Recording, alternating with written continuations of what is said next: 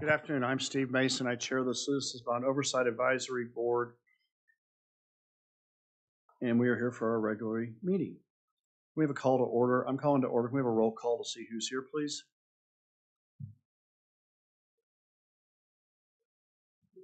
Yes.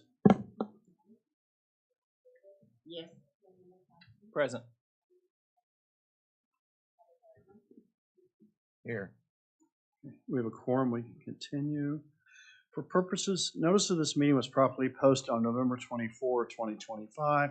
For purposes of the agenda, action means any of the following: amending, approving as amended, deferring, denying, giving instructions to staff, making a recommendation to another public body, receiving documents or presentations, referring to committees, reconsidering, reopening, returning, or striking the item. Agenda item number 1 is approval of minutes of October 21, 2025. Is there any discussion from the committee or the public, or a motion? Move to approve the minutes. Second. Thank you. We have a vote, please. Yes. Yes. Yes. Yes. Thank you. Item 2, under recurring items, discussion and possible action regarding the planning, design, management, and construction of the new Oklahoma County Adult Detention Center and Behavioral Care Center. All right. On the behavioral care, we're about $11 million expended and 11 months gone. So that's about $1 million a month. That's not quite enough rate. We're going to have to step it up a little bit, and hopefully the weather cooperates. But it's early. So Stacy, in that regard, we have a firm deadline of December Yes. of 2026. Absolutely. Do we have to have it encumbered or actually finished built? Finished.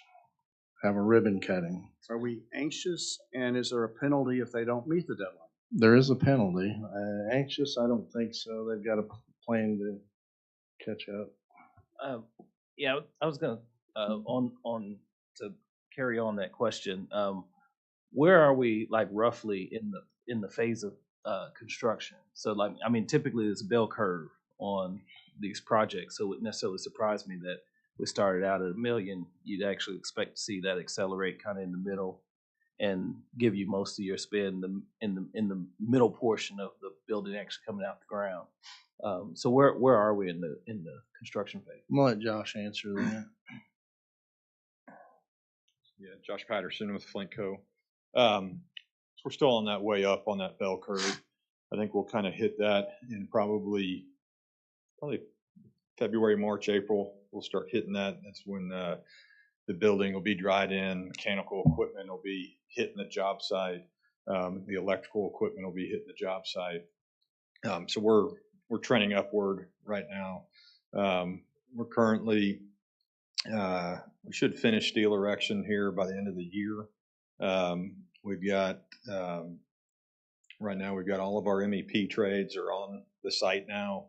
So we've started all the rough in, so from fire sprinkler, mechanical, plumbing, and electrical is they're starting to pick up their pace from a rough in standpoint. Exterior framing is ongoing, starting to sheathe, and then here closer to the end of the year, roofing will start, and start getting this building dried in, and then in that, as we start hitting that February, as that equipment starts coming, glass will start going in, and really start pushing that bell curve to hit the peak there. So. And I know we talked about this a while back, but you guys continue to feel comfortable with any of the sort of the long lead items on, like, electrical equipment, MEP equipment side. Those things are looking good as well. Yeah, they're electrical equipment. Yes, we're feeling good about some mechanical equipment. We took a little bit to get through submittals to approval to get released. So there are a couple of those units are a little bit lacking. So we're working on some temporary plans for create some temporary conditioning requirements so that we can keep construction moving forward to support this, the end date that's coming. So a couple things that have happened here over the last month or so. We had a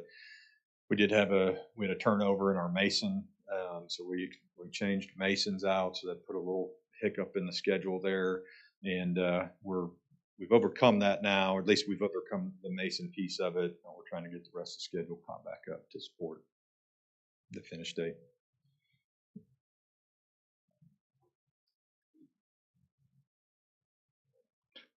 Any other questions on the behavioral care? How much is the penalty if we don't meet December next year? I think it was $1,000 a day. It's not much if we lose our money. Just saying. It will not make up for it. Okay. When are we projected to be done to meet the ARPA deadline?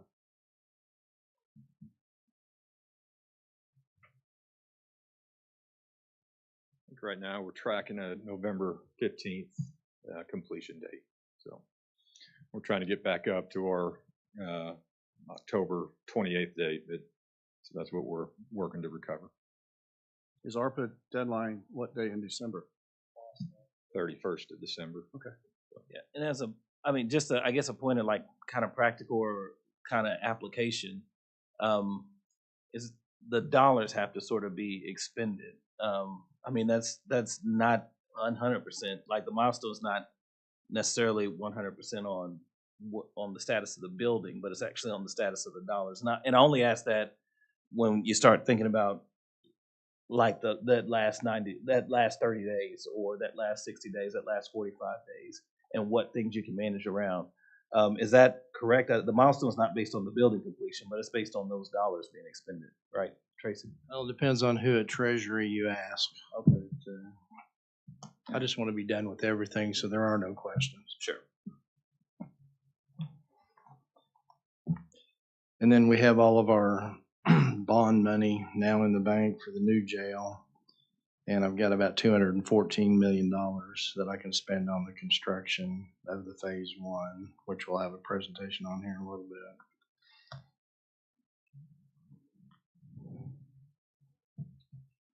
Any other questions on that item? We can go to the next one.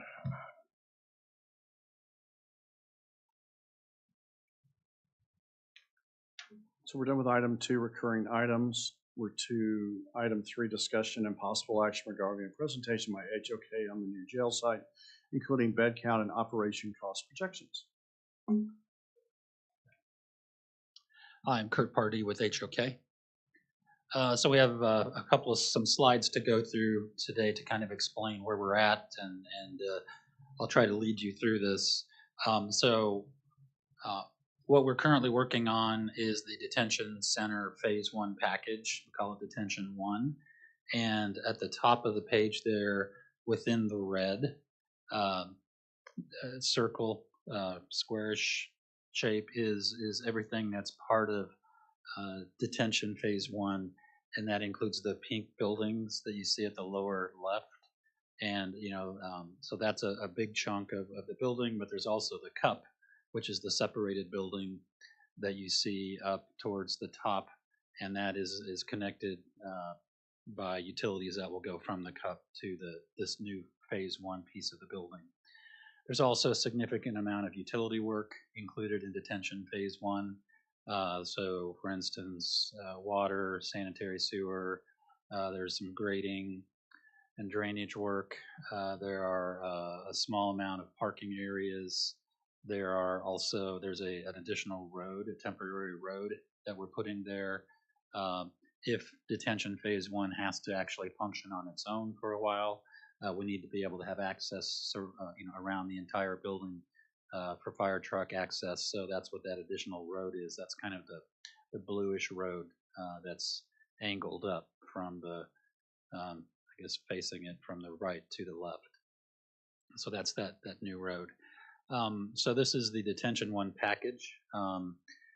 Detention 2 package will be all of the housing, almost all of the housing and inmate beds, as well as the clinical space, the medical areas, and then the public entrance, which faces to the east, and staff areas, training areas, jail administration, all of that, as well as the public parking, that will all be part of phase 2 package as well.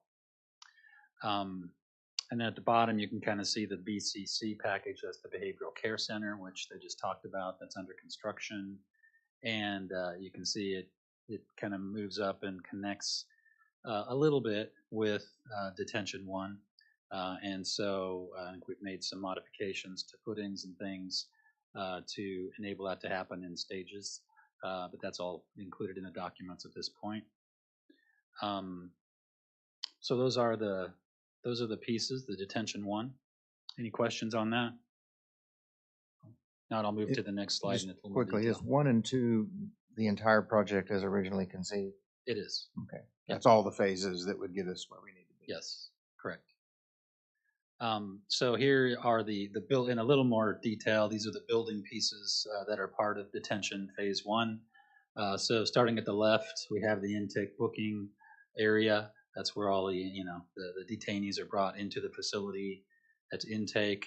Within the intake booking area, we have 110 seats at the intake area. We have 98 seats at the transfer area.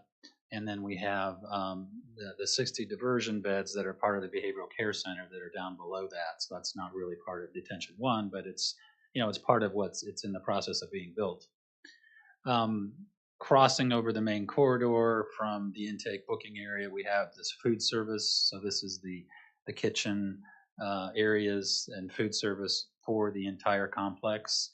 As you might remember, this not only serves Detention 1 and 2, but it also serves the Behavioral Care Center. So this is an important piece.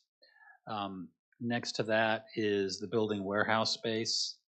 This will be for housing when the eventual jail is built. This houses all the inmate clothes and shoes and toilet paper, all the things that are part of making a jail operate is in that warehouse space. Next to that, we did a little bit of change up on the plan. Since we have this Detention 1 piece, we needed to have some security office space in Detention 1 phase. So there are just a few additional offices that we added here, and then also there's some facilities management space here. So a few offices, and then this is where the central control will be for security for the Detention 1 phase. Adjacent to that is the laundry. So this is the laundry that also serves the entire complex. So that's a commercial laundry. And then adjacent to that is the initial housing unit that we're building. So that's 256 beds total. About half of that in terms of real estate is dormitory beds. So there's 144 dormitory beds. And then there are 112 double bunk beds that will be part of that housing unit. And so that's all part of Detention 1. And you can kind of see here on this image some of the parking and grading and really the parking areas that are part of Detention 1. Just south of the laundry, you can see parking areas there. The dock area will be built out as Detention Phase 1 that serves the kitchen and the warehouse. And then over on the left or the west side of the intake booking area is an outdoor parking area for law enforcement officers, so that after they drop someone off, if they need to stay there a bit, that's where they would park their vehicles. And then, so that's also part of Detention 1. Any questions on any of that? Oh, and up the top is the CUP, so it's the Central Utility Plan. So that's being built out to service the entire complex. So that's what that is up there, and then that connects down to this Detention 1 space. Okay. All right, next we're going to talk about the inmate population and how we ended up with the number of beds that we're proposing will be built, as part of the entire detention center complex. The number of beds is 2,328 on this site when it's complete. And so, I think it's helpful to kind of go back and look historically at where this county has been. Back in 2004, I think is way on the left, it said it was over 2,600 beds. You had 2,600 inmates in your jail facility downtown here. They were putting people on boats on the floor. They had 3 people per cell to make that happen. It was not a good situation. And so, shortly after that started happening, I think the DOJ came in and had some discussions with your county and asked you to start making some changes. And then you can kind of see in the foregoing years, 2009, 2015, the number of inmates does go down, and it really drops in 2019. You can see there. So, yeah, that's when the county started putting in place community services and programs, and really paying attention to, how you were housing people, and what could you do to reduce the amount of time they're in your facility. What kind of programs could you put in place to start to help reduce the number of inmates that you had at the county level. The other thing that's a big change from the left of this graph, as you're looking at it, all the way to the right, is at the bottom you can see the blue. The blue is the DOC population that's actually housed in your jail facility. So back in 2004, that was a lot of people that you all were housing for the state. That's gone down over the years, thankfully. As you can see, when we get to 2019, it was around 100 on average. I mean, it fluctuates always. It fluctuates currently between 150 and 300 people that are sentenced and waiting to be picked up by the DOC. And the DOC here in Oklahoma is full. They don't have a lot of empty beds, so sometimes it takes a while for them to get people out of your facility. So that impacts the number of beds that you need to build. And so, again, I think you always need to plan for having between 150 and 300 people that you're housing for the DOC at any point in time. That will go up, that will go down. We had a lot of conversations with Joe Albaugh about that process and why it is what it is. He of course, was a part of the DOC for many years and has a lot of experience working in that. But Joe just said, plan on 150 to 300 that will be here, because the DOC for the state of Oklahoma isn't building any new facilities currently, and you don't know when that will happen.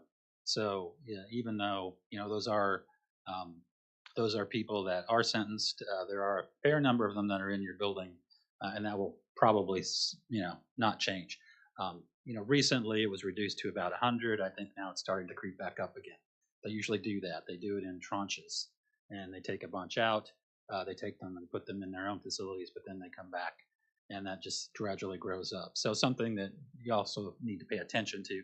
The good thing is it's way less than it was in 2004. So we'll go with that. So this is kind of a history of where your facility has been at. I think that last year there is, gosh, I look over here, to 2021, and that's when it was 1,700 beds. Then go to the next slide. So then, since then we've gotten a lot more detailed information, from your county jail operators, and they've been kind of helping us understand, where is the jail population on. We actually get emails 5 times a week that help us understand what the jail population currently is, where it's going, and this helps us to kind of chart, where it's been. So in 2023, when you take all 12 months on average, your yearly average inmate count was 1,528. In 2024, it went down. I think there was, a lot of focus on community services during that point in time. On 2025, it started going back up. And in fact, we've had some times in August of this year where it's been over 1,800. So, in general, you can see the averages here. So for August, the average was 1,699. That's a high month. September was a high month. And then it started going down just a bit. So, we'll see where November ends up in December. But the yearly average so far for 2025 is 1,532 inmates in your facility. So this kind of helps us understand, what you can count on. You have a lot of really great community services that are now in place here in the community. So you've got behavioral health, you've got teams, you've got all kinds of things where you're helping individuals that have been detained that are in your jail system, uh, giving them services, helping them when they are released to be connected to those services so they don't end up back in your jail so quickly. So that's been helping a lot over the past few years. I think that's why the county's numbers are as low as they are. So that's great. Okay, the next slide. Some other things to kind of look at, as you look at jail facilities and how many inmates you have in your jail. This is just always interesting for me, at least. Jail inmate counts will always flux. They will always change. And so, just as an example, you see here on the upper left, in February of 2024, the inmate count was 1,231, and then 5 months later, in September, it was, in July it was 1,504. What caused that? Well, maybe it was summer, maybe people were just acting up, maybe there were just more reasons for, you just don't know all the reasons. But what we have is some historic information from the county, and that helps us understand that these fluctuations happen, and you have to be ready for those when they do happen. So as we start to look at how big do we build your facility, that's important to note. The other important thing to note is the other piece of this slide. And today, almost 84% of your inmates are either maximum or medium security inmates. And what that means is you can't build dormitories. You can't build cheap space. We are building 144 beds of dormitory space in the new building, but that's it. The rest of them are cells of various kinds. And that's because, it helps us to, it helps the county to control the inmates when they're in your facility if you have more hardened facilities. And clearly that's what you need. If 84% of the inmates are maximum and medium security classified inmates. So that's impacted the cost of your facility, and it impacts the amount of square footage per inmate. If you went back to that housing unit I showed way at the beginning, that housing unit, we divided it in half. On one half, we had 144 beds of dormitory. On the other half, we had 112 beds of double bunk cells. You start to see the difference that makes from a square footage standpoint, and it really starts to add up when you look at 2,000 beds. So those are just additional things to think about when we're classifying inmates, when we're trying to think about, okay, what's the right size to build. All right, next slide. Again, up on the left, I talk a little bit about the Oklahoma Department of Corrections. They typically have between 150 and 300 people in your facility. That's something that we just always need to account for. The other big thing is the second bullet there.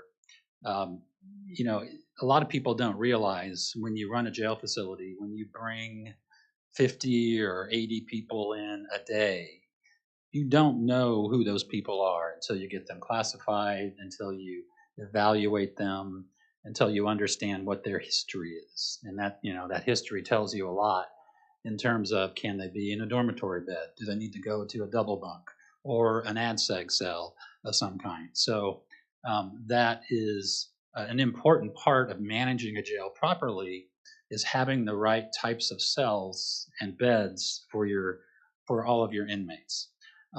So here we're saying is, as you bring people in, if you have something big going on some night and your police department brings in, say you got 200 people that come in over a 24-hour period, where are they all going to go?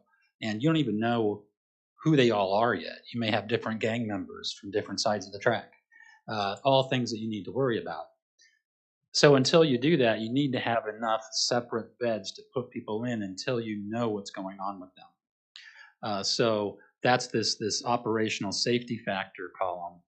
And we figure 15% of your basic inmate need, you need to account for an additional 15% of beds so that you have enough beds where you can properly classify people, keep them separate, understand what's going on with everybody before you get them actually put into their home cell.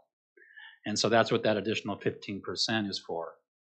So, so when you look at the top line here, the 2025 to date monthly average inmates, as I mentioned on the previous slide, that's 1,532 inmates. The operational safety factor for that is 230 additional beds. So that means the current actual bed need is 1,762 beds. That's almost 1,800. We've heard a lot of people say recently that, we don't need to build more than 1,800. Well, you don't want this place to be full the day you open. So it's really important to understand this metric and what that does to you. And in fact, you want to build for the future. You don't want to have to go back 10 years from now and say, oh, we need to build another 500, 800 beds. So we're going to do another bond referendum. So, the next trick is building the additional beds so the jail isn't full the day you move in. And so, we have added 30% onto the current bed need, and that's how we get to our current projected total bed need for 2030. And that's 2,221 beds. Recently, we had a peak in August where our actual inmates in the facility were 1,801. So if that were to stay the case, if that were to continue to happen, and when you apply a safety factor to that, you're adding additional 270 beds, and all of a sudden you're at 2,071 bed need. So, and then, accounting for growth in the future, all of a sudden you're looking at a 2,600 bed facility. So there are, a lot of metrics to look at. We understand no county has all the money in the world that they can build everything, for 40 years out. But it's also important to pay attention to these metrics and not build too small when you're building, so you don't have to go right back out and do it again in the near future. Okay, next slide. I have a couple thoughts on before we move on, go ahead. the Thank you. number of beds. So in April of 2024, we'll remember this group passed a recommendation of 1,800 beds. So that's our current recommendation, and we've taken no further action on the 1,800 beds. Also, I believe if we were only to build 1,800 per our recommendation roughly 18 months ago, there's a modular design so you could add additional beds in the future. True? That's true. Thank you. Yeah. Any other thoughts? So the lower right-hand corner, that was 2,600. Remind me of what our current design is. I know you told us at the beginning. 2,328.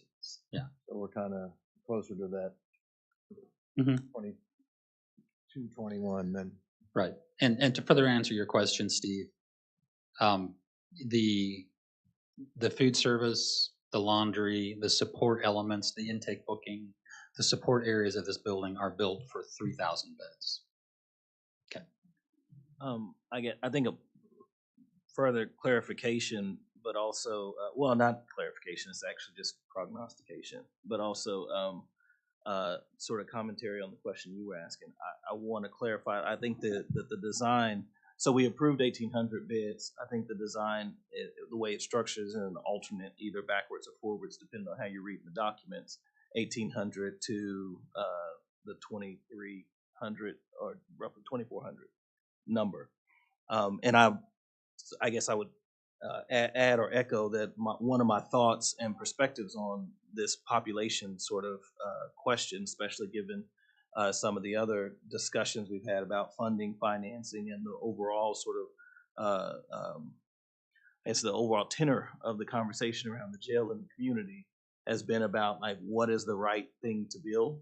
And one of the things that I feel like we as a body and then have taken on and without with some I won't say controversy, but some opinion in the community, and is the location, the site, the design, the approach.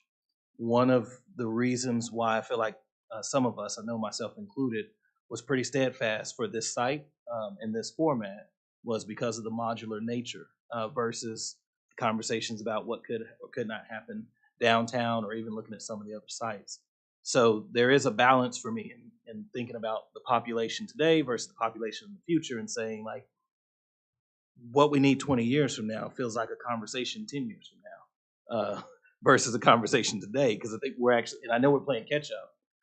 And if the resources are as sort of, I mean, if the resources are forthcoming to get us to be able to think and dream about 20 years from now, I feel like there are a lot of other things that we've cut out of the budget also that actually improve the operational benefit, the opportunity to recruit the right kind of talent, et cetera, that also come into play. So I do think there's just a balance in the population conversation, the site location, and this design. And the modular approach kind of gave us, to me, the flexibility to say, we're going to build not necessarily for today, but we're going to build for what's in the near future to be able to really make the best of a bad situation in terms of some of the other amenities, some of the other opportunities, some of the other sort of features of the facility that we've also had to cut out. And this is not sort of the ideal, but it's really balancing all those things. That's how I've continued to kind of see that, and that's probably my general commentary, I think, on the presentation on the population. Steve, how do you think about progressing with a design that's not in alignment with our recommendation? I would respect our recommendation, but the final bed count, I guess, is up to the Board of County Commissioners.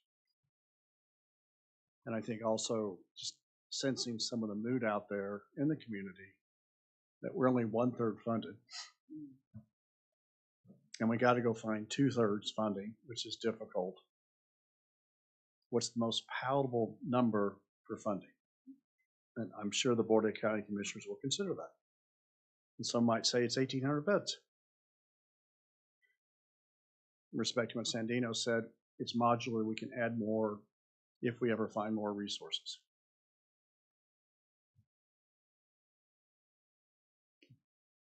What's HOK's thought about an 1,800 bed jail? You know, our thought is, you know, when you built the current facility you have 30 years ago, 35 years ago, I think, it was built as a 1,200 bed facility. It was built for each of those cells to house one person. Over the course of those 30 years since then, you have had people sleeping on floors. You brought the attention of DOJ to Oklahoma County, and you know, I don't know if it was ever thought about. Nothing's been done since, right? So, you know, we see that oftentimes with jail facilities, you have to balance your budget, but you know, get what you can when you can, because it's hard to get people to vote for an addition to a building that's 10 years old, because and it comes off as being lack of planning, and I think that's something to consider. So our recommendation is that you go up to the you know, at least you know, the 2,200 beds. Yeah, You think if we built 18, we'd be adding on in 10 years? I do.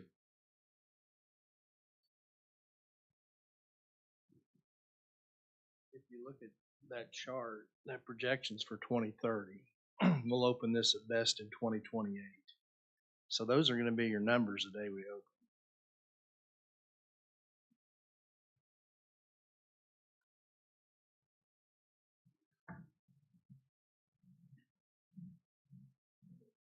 Any other comments from the committee or the public?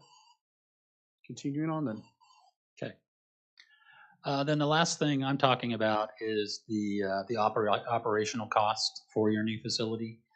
You know, we've been working with your county for a number of years now, and we've seen the operations, we've seen the budgets that they've been working with, and it's, you know, it hasn't matched budgets we see elsewhere for similar facilities. And so what this chart begins to show you is, you know, similar facilities. They're not all exactly the size of what Oklahoma County is looking at, but, you know, they're similar in terms of the inmate counts. So Tulsa, the number of beds they have there is 1,974. Current number of inmates is 1,334. Their current budget, the budget approved, is 56.9 million. And that's comparable at the very bottom to your current number of inmates, which I put 1,800 in there because that's, you know, a happy medium of where we're going to end up here.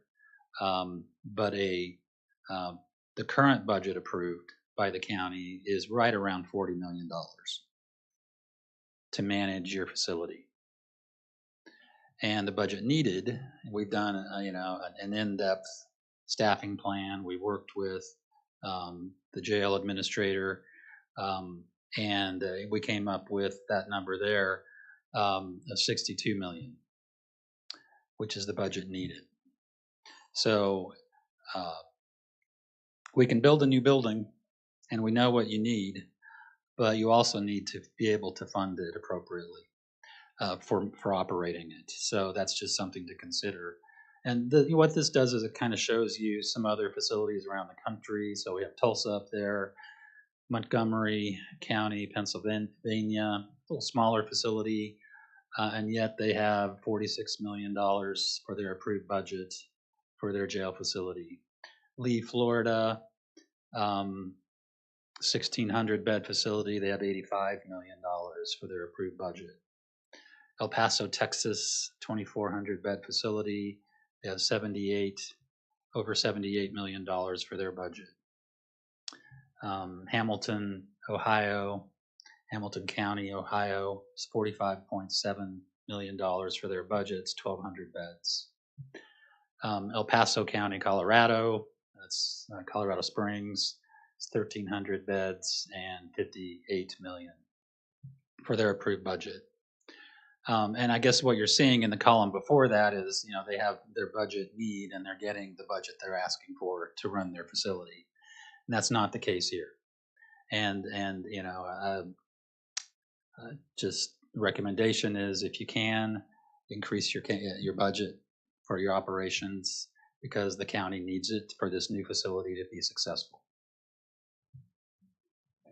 And Kurt, the 62 million, is that today's need or when we open need? That'd be for a 1,800 bed facility. Today's dollars. Yeah.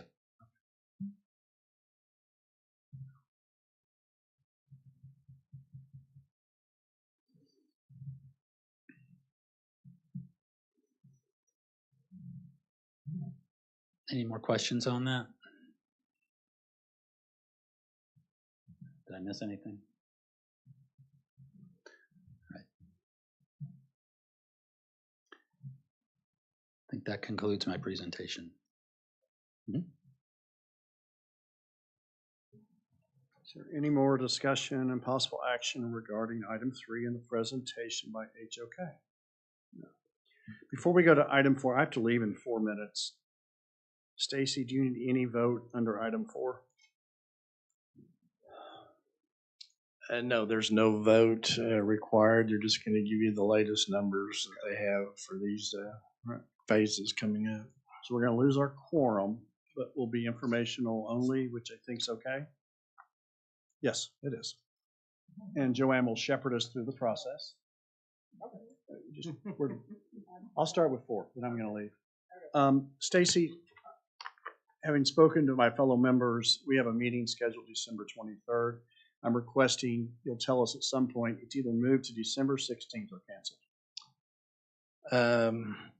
If you feel like you've got enough information from today, I think we're good to wait till January. If you're going to have more questions come up, and I know the commissioners can keep telling me they're looking at a spring ballot to try to get the balance of the money. So this information today is what they'll use. And if you're okay with it, I would recommend a January meeting. But if you want to meet one more time, it wouldn't be the 23rd, but you'd have to pick a special meeting day, mid-December. Well, we haven't seen the information yet, so it's hard to know, but I would think we'll be good. So Stacy will let us know. If we have to meet, it'll be December 16th. Okay. Perfect. Item 4, discussion of possible action regarding new jail bond funds, potential spending options and recommendations, including overall cost of final phase.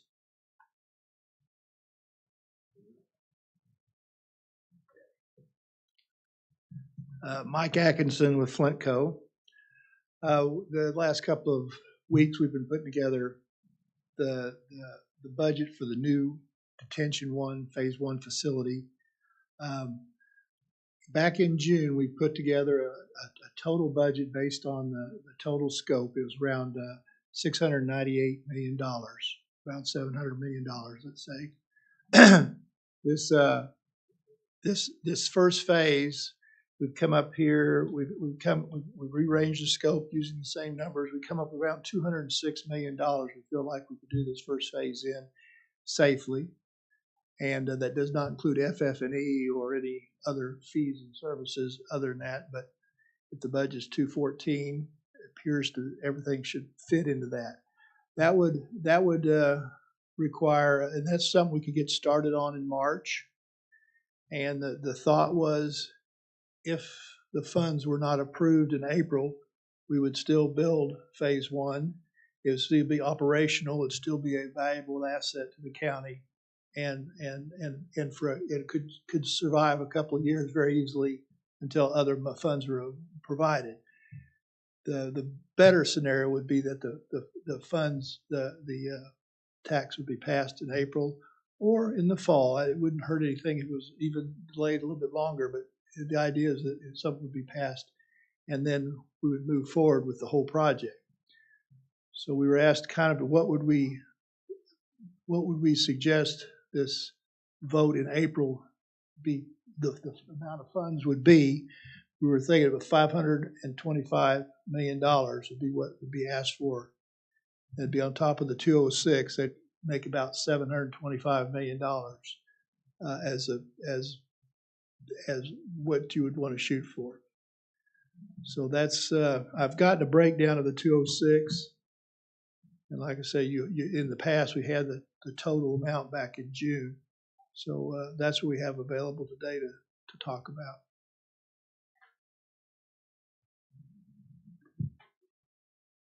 The attachment, and maybe it's not right, says 174. Yeah, 174 was what we presented.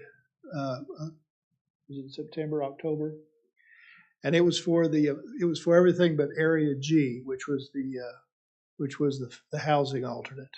Okay, that's And dated August 12th. yeah, and so this That's 206 has got the housing alternate plus some of the temporary needs to do this funding, so this phasing. So that's works out about, because that housing is about $34 million. I've got a little bit of a breakdown here. If y'all wanted to look at it, I can hand you out the hard copy, or we can send it digitally to you. We'll send it digitally to you people. If you've got a hard copy, I I'd got a take hard one. So the move from 174 to 206 is adds scope. It's not more cost for the same thing. And I apologize, I need to leave. Sharon is advising we can't adjourn the meeting and stay for informational reasons. So I'm going to adjourn the meeting, and I'm sure Mike will talk to Steve in the audience away from the public forum with his questions. Fair? Motion to adjourn is in order. Motion to adjourn. Do I have a second? Second. Any discussion? Roll call. I'm sorry. Who seconded that? And Mike is happy to speak to the audience about any questions they have. Steve Mason, Yes. Joanne Davis. Yes. Sam Dino Thompson, Steve Cooper. Thank you.